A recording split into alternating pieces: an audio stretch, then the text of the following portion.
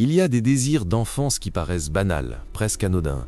Pour certains, c'est un ballon de football, une poupée, un vélo flambant neuf. Pour moi, il n'y avait qu'une seule obsession brûlante, avoir un chien. Certains auront peut-être du mal à y croire, mais je vous jure que c'est la vérité. Mon tout premier mot, avant même maman ou papa, avant tout babillage mignon ou appel maladroit, fut « doggy ». Pas chat, pas jouet, pas bonbon, non, doggy. Un mot simple, mais qui sonnait déjà comme une déclaration. J'étais né pour être un amoureux des chiens. Pourtant, la vie avait décidé de me tendre une ironie cruelle, car ma mère, douce et attentionnée à sa manière, haïssait les chiens. Pas une aversion superficielle, mais une peur viscérale, enracinée dans un souvenir d'enfance sanglant. Lorsqu'elle n'était qu'une petite fille, un Golden Retriever, oui, un de ces chiens réputés pour leur gentillesse, l'avait attaqué. Elle m'a raconté plus tard la scène qui l'avait marquée à jamais. Le chien appartenait à un jeune couple négligent, du genre à laisser leur animal attaché dehors, seul, jour et nuit, une chaîne courte pour seul horizon. La bête, frustrée, avait fini par se libérer et, dans sa rage mêlée de solitude, s'était jetée sur ma mère. Une morsure à la cheville, rien de grave sur le plan médical, mais suffisant pour laisser une cicatrice éternelle dans son esprit. Dès lors, sa relation avec les chiens était morte. Et moi, pauvre enfant obsédé par eux, je me retrouvais condamné à grandir dans une maison où ces créatures étaient bannies. Le combat de l'enfance. 3 fois, j'ai essayé d'en ramener un à la maison. 3 échecs cuisants. Parfois, c'était une tentative maladroite, parfois une stratégie plus réfléchie. Dog-sitting pour un voisin, par exemple. Mais la réaction de ma mère était toujours la même. Refus catégorique, panique, crise de nerfs.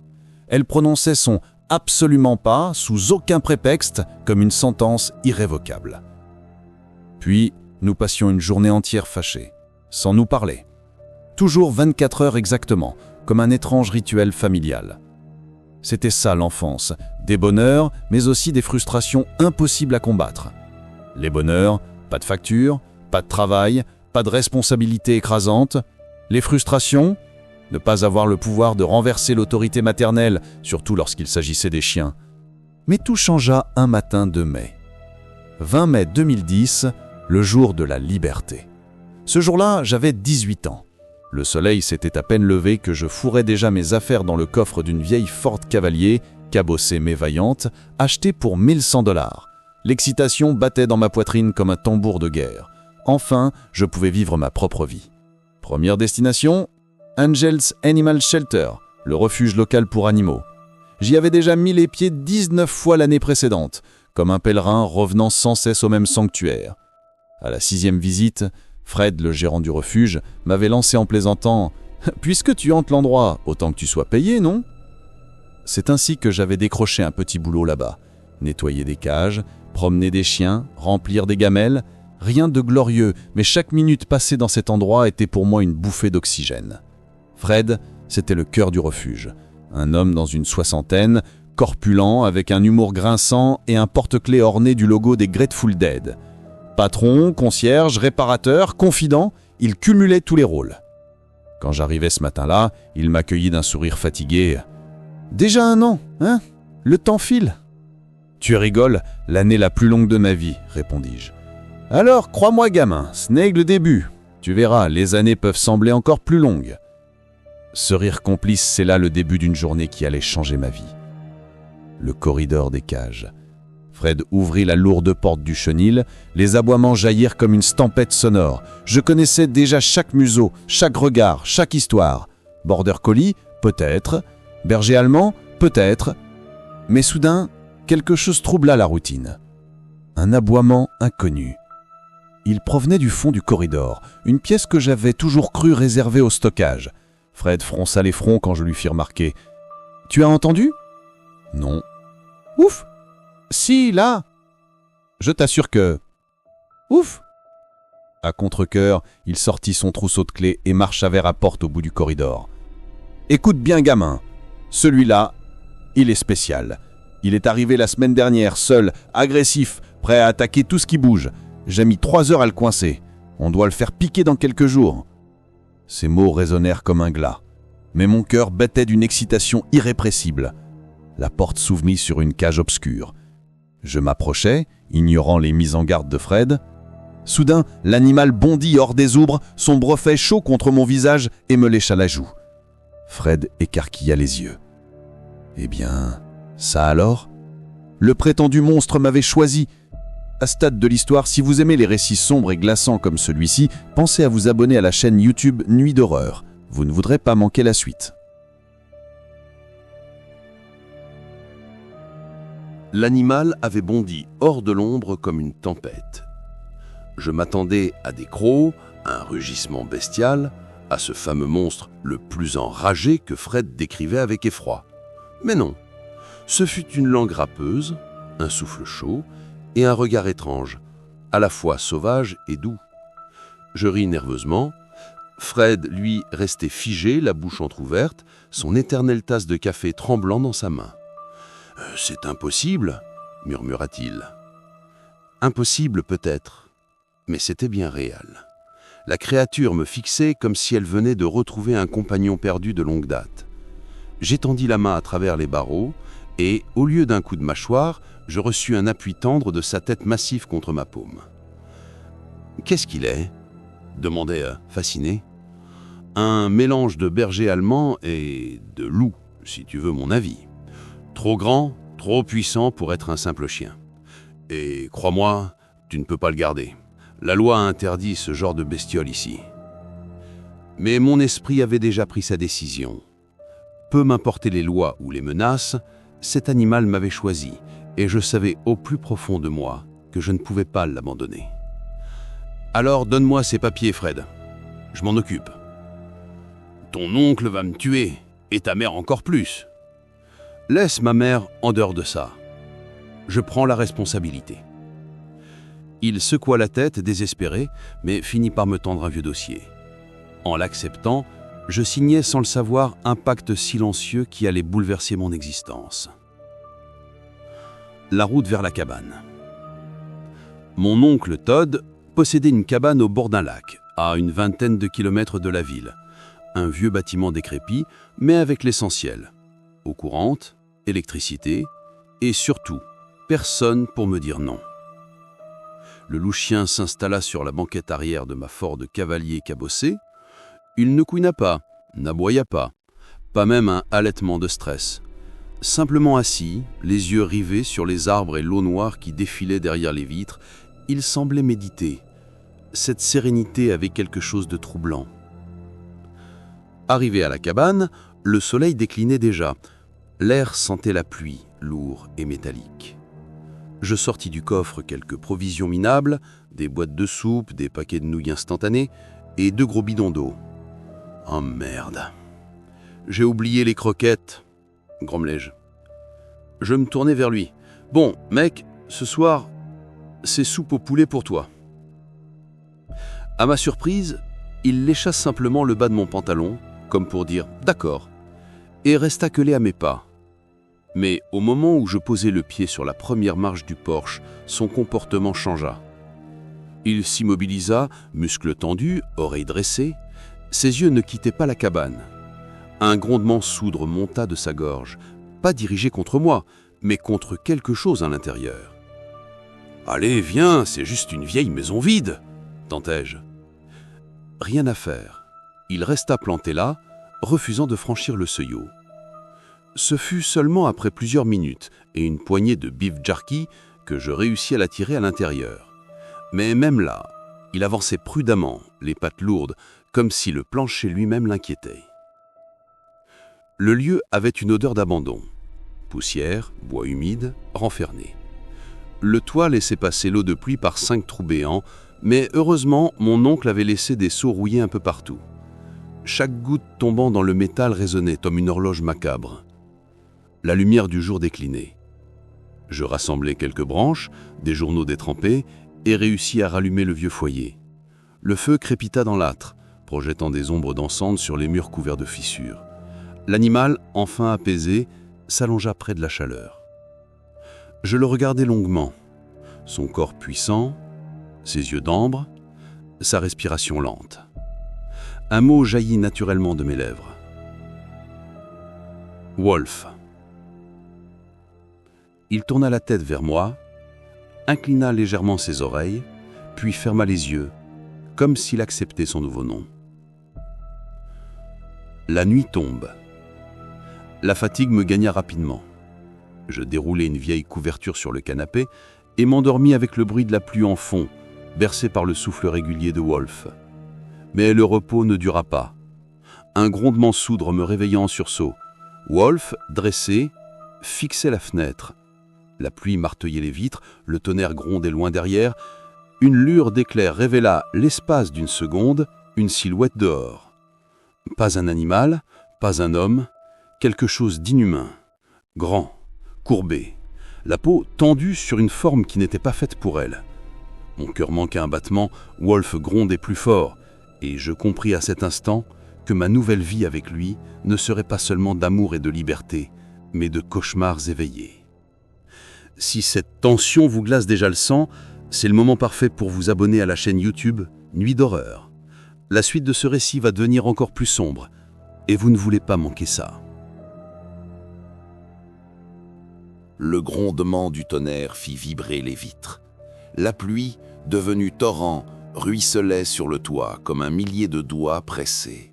Wolf était figé devant la fenêtre, muscles tendus, poils hérissés le long de l'échine.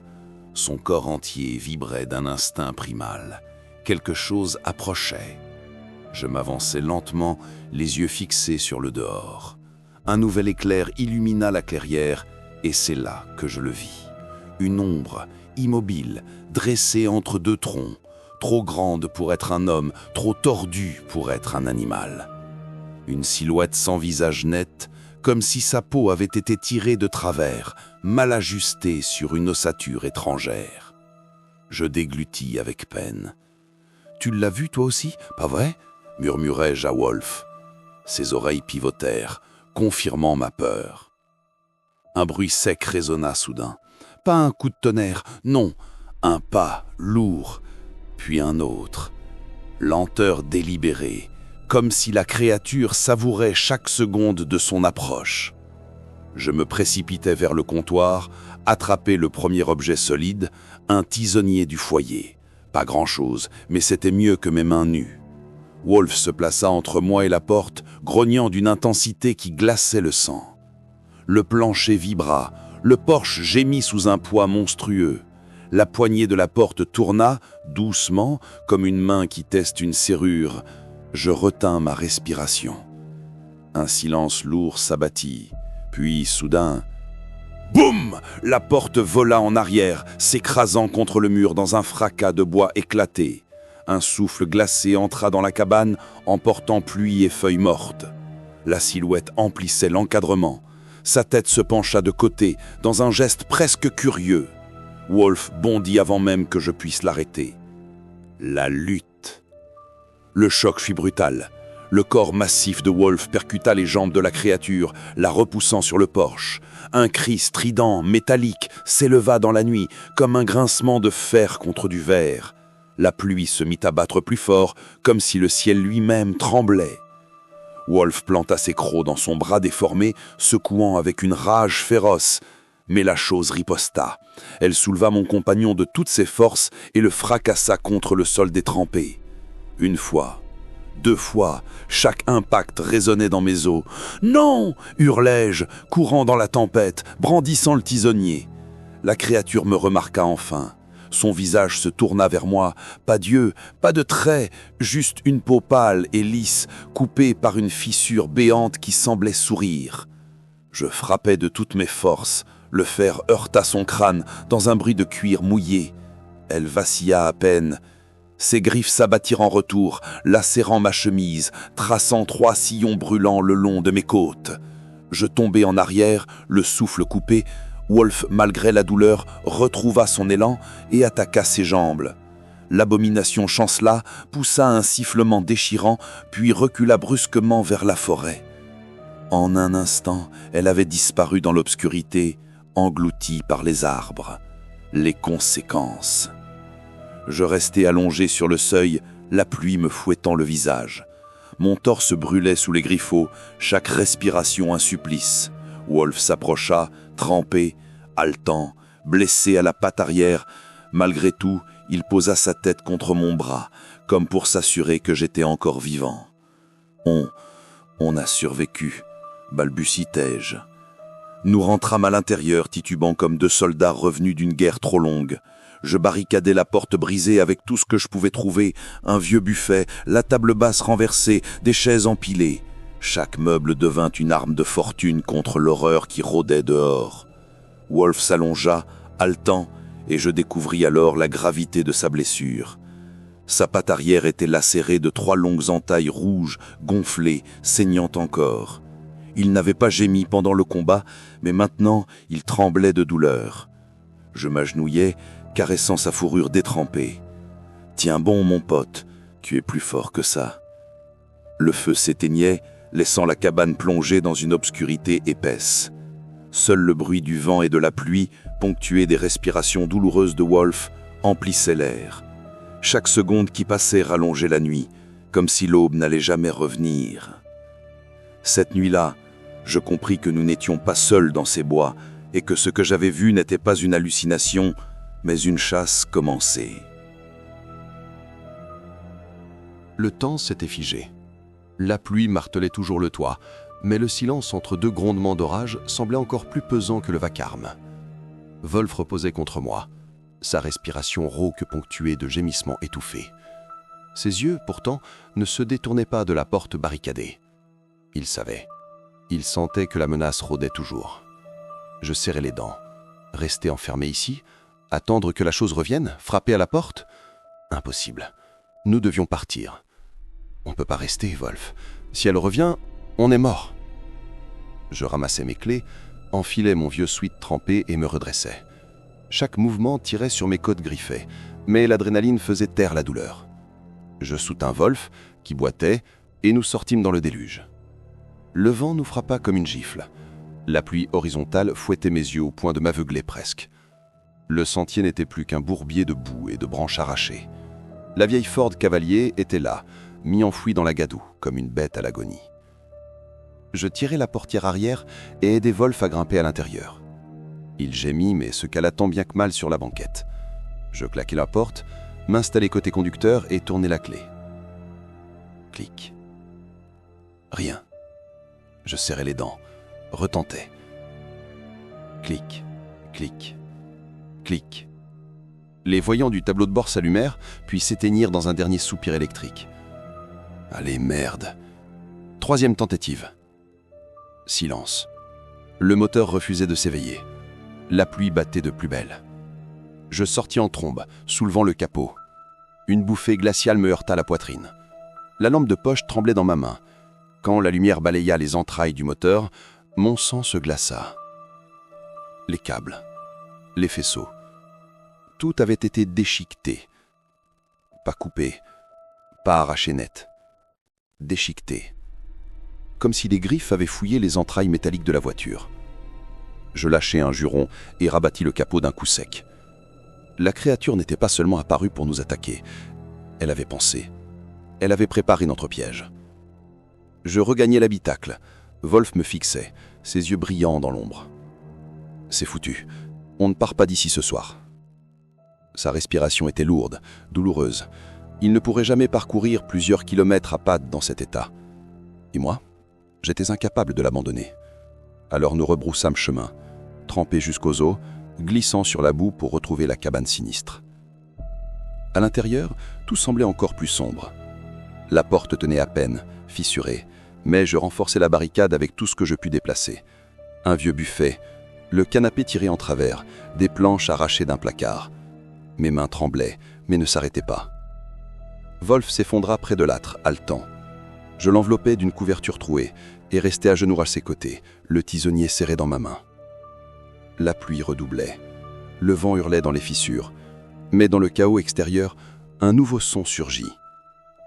Subtil d'abord, puis clair. Un frottement. Sous le plancher. Mon cœur fit un bond. Je me levai en titubant, lampe en main.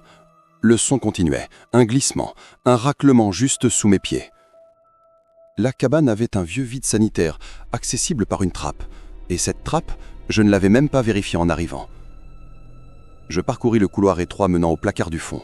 Le son était plus fort ici, résonnant comme des ongles griffant les planches. Quand j'ouvris la petite porte de rangement, mon souffle se coupa. La trappe du vide sanitaire tremblait. Le loquet rouillé se tordait lentement sous une pression venue de dessous. Quelque chose cherchait à entrer. Je me jetai contre la porte, forçant de mon poids. Wolf, malgré sa blessure, boitait jusque dans le couloir, grognant faiblement mais avec détermination. Ma lampe vacillait. Le loquet grinçait, se pliait presque. Mes yeux se posèrent sur un vieux marteau et une boîte de clous rouillés posée sur une échelle. D'une main tremblante, je pris le marteau, attrapai les clous et martelai la porte tant que mes armes le permettaient. Chaque coup résonnait comme un glas, mais il n'y avait d'autre choix. Quand enfin le dernier clou pénétra dans le bois, le silence retomba. Pas un bruit. Rien que ma respiration haletante et le battement furieux de mon cœur. J'osai un soupir, mais au même instant, des phares bleus et rouges percèrent la tempête. Une voiture, une sirène étouffée par la pluie. Une voiture de police venait d'arriver sur le chemin boueux. Et c'est là que commence une nouvelle phase de terreur, l'espoir fragile de secours et l'horreur de découvrir que personne ne peut nous sauver.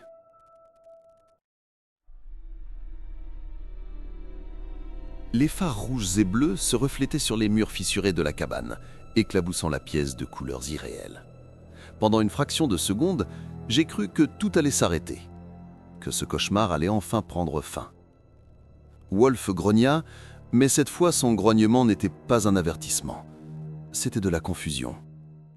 Je me faufilai jusqu'à la fenêtre, évitant les morceaux de verre brisés, et jetai un coup d'œil à travers les planches branlantes. Le véhicule s'était arrêté juste devant le porche. Le moteur tournait encore, les essuie-glaces battaient la cadence, et le halo de la lampe fixée sur le toit découpait l'obscurité en un cône cruel. La portière s'ouvrit. Un homme en sortit, la cinquantaine bien tassée, solide, son imperméable battu par le vent. Sa main reposait sur sa ceinture de service, ses yeux balayaient les alentours, méfiants, plissés sous la pluie battante. « Y a quelqu'un là-dedans » cria-t-il. Sa voix se perdit à moitié dans le tonnerre. Mon cœur bondit. Je me précipitai vers la porte, malgré les barricades. « Hé, attendez, n'approchez pas !» Il s'arrêta net, une main glissant vers son arme. « Excusez-moi ?»« Je vis ici. Enfin, mon oncle possède cette cabane. Mais écoutez-moi, vous devez remonter dans votre voiture, maintenant. Ce qu'il y a dehors, ce n'est pas humain. » Son visage se durcit. Les traits fermés, il fit un pas dans ma direction, bottes s'enfonçant dans la boue. « Je crois que vous avez besoin de calme, fils. Ce domaine est déclaré vacant depuis des années. »« Je sais, mais ce n'est pas le problème. Vous êtes en danger !» Je n'eus pas le temps d'en dire plus. Un éclair fendit le ciel, illuminant la scène d'une blancheur crue. Dans ce flash instantané, je le vis. La créature, elle s'était glissée derrière lui, comme si elle avait attendu ce moment précis. Ses bras démesurés se refermirent sur ses épaules. « Derrière vous !» hurlai-je. Le policier commença à pivoter, mais il était déjà trop tard. Un craquement abominable résonna, sec et humide à la fois. Son cou se tordit d'un angle impossible. Sa tête se détacha presque net, basculant dans la boue avec un bruit sourd. Mon cri déchira la tempête. Wolf, derrière moi, aboya avec fureur. Le corps inanimé du policier s'effondra et la créature resta là, redressée, tenant la tête arrachée comme un trophée grotesque. Son visage lisse, sans yeux, se tourna vers moi. Je claquai la porte d'un geste réflexe et saisis les derniers clous pour renforcer la barricade. Mes mains tremblaient tellement que je manquais presque le bois. Chaque coup de marteau résonnait comme une supplication désespérée. Dehors, le véhicule de police restait allumé, ses gyrophares projetant des lueurs dansantes sur les murs de la cabane. La radio grésilla soudain. « Unité 12, vous me recevez ? Unité 12, confirmez votre statut. » Un grésillement. Puis à nouveau. « Unité 12, répondez immédiatement. » Je restais figé, le tisonnier à la main, le dos collé contre la barricade. Wolf s'était glissé près de moi, poils dressés, grondement continu vibrant dans sa gorge. Puis le bruit se fit entendre. Un frottement humide. quelque chose traînait dans la boue, juste devant le porche. Les gyrophares projetaient des éclairs rouges et bleus à travers les fissures du bois. Par moments, une silhouette passait devant, coupant la lumière. Chaque seconde d'attente étirait mon angoisse jusqu'à la douleur. Wolf haletait, ses yeux fous fixés sur la porte. Je suis alors que ce n'était pas fini, que ce policier n'avait été qu'un pion sacrifié, et que la créature, patiente, nous observait toujours. Le faux espoir s'était éteint. Nous étions à nouveau seuls, piégés, face à une chose qui se jouait de nous. La cabane, désormais trop étroite, trop fissurée, me donnait l'impression d'être enterré vivant. L'air lui-même semblait vibrer de la présence de la chose. Wolf gémissait, ses yeux fixés sur la porte, ses muscles tremblants d'épuisement et de douleur. Je pris ma décision. Il reste la voiture de flic. C'est notre seule chance. Wolf redressa ses oreilles, haletant, comme s'il comprenait. J'attrapai le tisonnier d'une main, repoussa maladroitement le buffet qui bloquait la porte de l'autre. Le tonnerre hurla au-dessus de nous au moment où j'arrachais la barricade. D'un geste brutal, j'ouvris la porte. La pluie nous frappa comme un mur liquide. Les gyrophares de la voiture de police découpaient toujours la nuit de leurs éclats rouges et bleus. L'habitacle, moteur tournant, nous appelait comme un mirage de salut. « Allez !» criai-je. Je me ruai dehors, Wolf clopinant à mes côtés. Nos pas éclaboussaient la boue. Nos souffles se mêlaient en vent. Chaque mètre parcouru me donnait l'impression d'être observé par des dizaines d'yeux invisibles. Nous étions à mi-chemin quand je la vis. La créature. Elle contournait la cabane, ses longs bras traînant dans la terre, griffant le sol comme pour tracer des symboles incompréhensibles. Ses mouvements étaient lents, mais son regard invisible se tourna soudain vers nous. Puis, elle chargea. « Vite !» hurlai-je. J'atteignis la voiture en premier, mes mains tremblant en tirant la portière côté conducteur. Elle céda dans un claquement sec. J'appuyai sur le bouton de verrouillage et bondis sur le siège. Wolf, épuisé, réussit à grimper côté passager, s'effondrant contre le siège, ses flancs se levant à toute allure. La créature frappa le capot de plein fouet. Le choc résonna comme une explosion. Le pare-brise se craquela instantanément, une toile d'araignée de fissures se répandant sous son crâne aveugle. Ses griffes s'écrasèrent contre le verre, traçant des sillons qui menaçaient de le briser à chaque coup. Son visage, si lisse, si grotesque.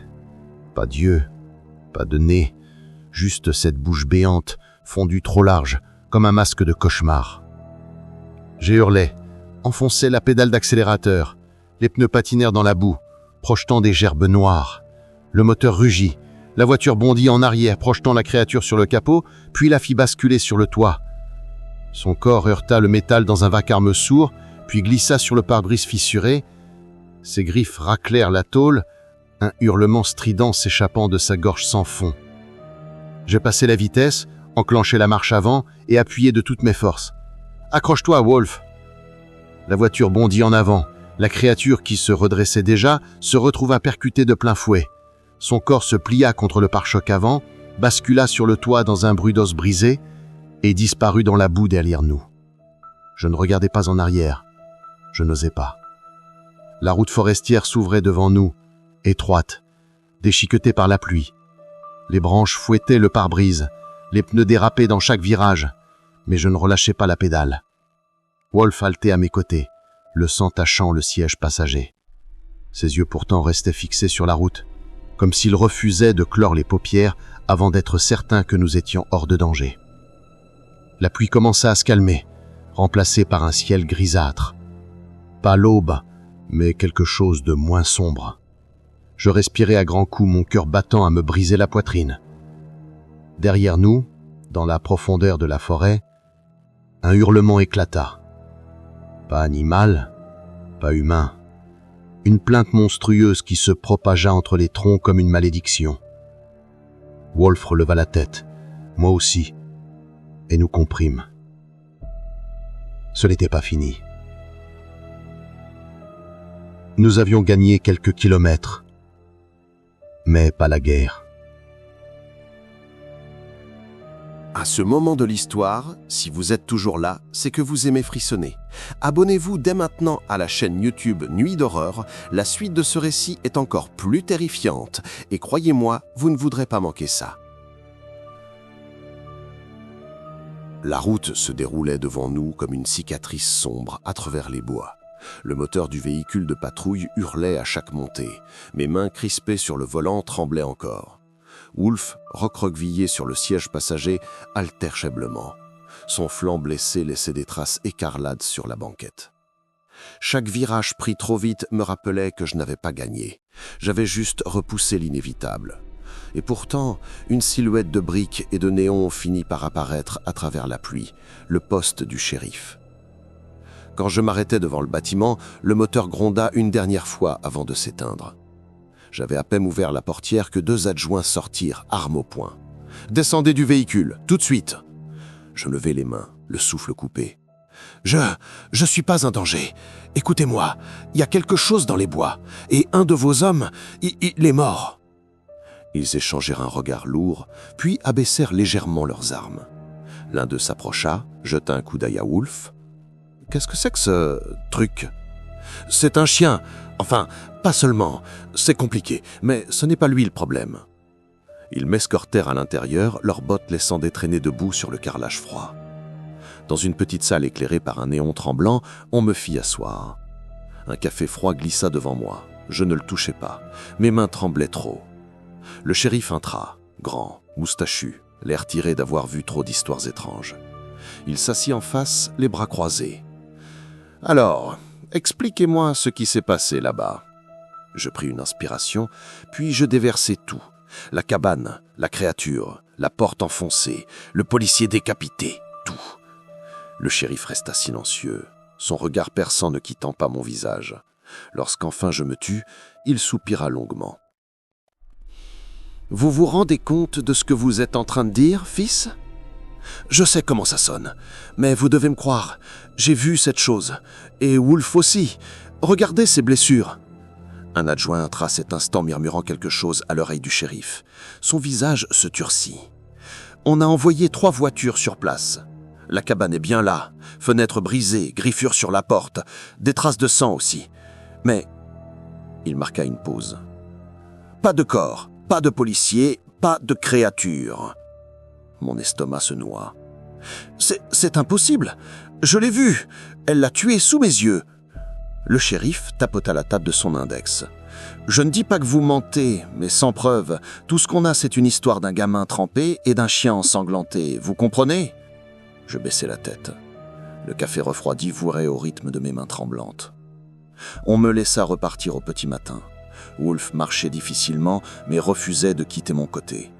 Les adjoints nous regardaient comme si nous étions des revenants. Le shérif, lui, me lança un dernier avertissement.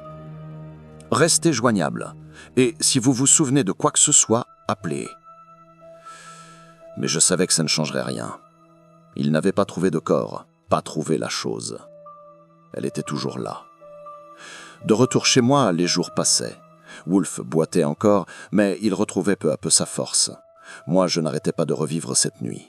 Chaque fois que l'orage grondait, chaque fois qu'un coup de tonnerre secouait les fenêtres, je voyais encore cette silhouette au visage lisse, cette bouche trop large ouverte dans l'ombre. Et Wolf, toujours, se levait dès que l'orage éclatait. Il fixait la fenêtre, ses yeux ambrés plantés dans la nuit, comme s'il attendait, comme s'il savait que tôt ou tard, cette chose reviendrait. J'avais cru trouver un refuge dans cette cabane. J'avais cru sauver Wolf en le sortant de là. Mais en réalité, ce soir-là, quelque chose m'avait suivi. Quelque chose qui n'avait pas terminé sa chasse. Les jours sont devenus des semaines. Les semaines, des mois. La cabane est restée là-bas, pourrir lentement dans la forêt, comme une tombe ouverte que je ne visiterai plus jamais. Wolf, lui, est resté à mes côtés. Malgré ses cicatrices, malgré sa patte arrière qui boite encore par temps humide, il a survécu. Parfois, la nuit, je m'assois à côté de lui et je le regarde dormir. Sa poitrine se soulève, ses oreilles frémissent à chaque bruit. Il est mon gardien, mon frère, mon rappel constant que cette nuit-là n'était pas un cauchemar inventé par mon esprit fatigué, mais bien une réalité. Et pourtant, même dans la sécurité relative de ma chambre, la peur n'a jamais disparu. Chaque fois que l'orage s'annonce, que les nuages s'accumulent et que le tonnerre gronde au loin, Wolf se lève. Toujours. Il marche vers la fenêtre, pose ses pattes sur le rebord et fixe l'extérieur. Son regard n'est pas celui d'un chien qui surveille, mais celui d'un survivant qui attend. Il sait. Et moi aussi. La créature est encore là, quelque part dans les forêts, tapie dans les ombres, patiente. Elle m'a laissé partir cette nuit-là, mais ce n'était pas une défaite, c'était une promesse qu'elle reviendrait. On raconte que certains lieux portent des cicatrices invisibles. La cabane au bord du lac en fait partie. Les policiers n'ont jamais retrouvé le corps du policier, ni les preuves qui auraient confirmé mon récit. Pour eux, je resterai à jamais le gamin avec des histoires folles. Mais au fond de moi, je sais la vérité. Et chaque fois que Wolf se redresse en pleine nuit, ses yeux d'ambre fixant l'horizon sous l'orage, je comprends qu'il attend le même instant que moi.